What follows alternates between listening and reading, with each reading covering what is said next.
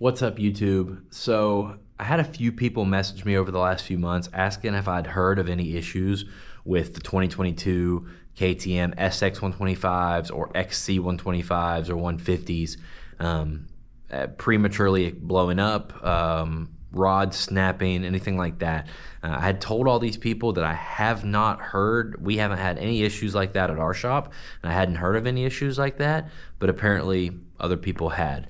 I didn't think much of it. A few weeks or a month went by, and I found out over the weekend KTM has actually issued a recall. This is for the 2022 125SX, 2022 125XC, and the 2022 150SX.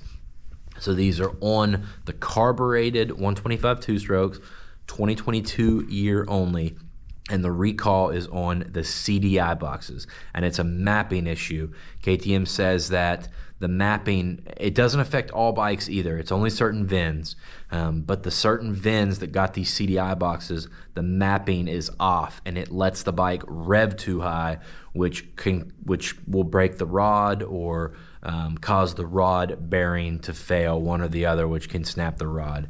So customers, people that own these bikes, anything like that, are supposed to stop riding this bike immediately. Dealers cannot sell these bikes off the floor until this issue is fixed. So dealers, get to your customers, get their bikes in. Guys that have these, get them into your dealer as soon as possible. All these recalls have to be done by the dealer, or it's a violation of federal law. So basically, all they're going to do is swap out the CDI. But because of COVID shortages and stuff like that, they're going to run an exchange program. So your dealer's going to take your CDI off, send it in. KTM's going to send you another CDI. Then your CDI is going to be remapped and sent out to the next customer. So yeah, guys, hopefully this fixes that issue.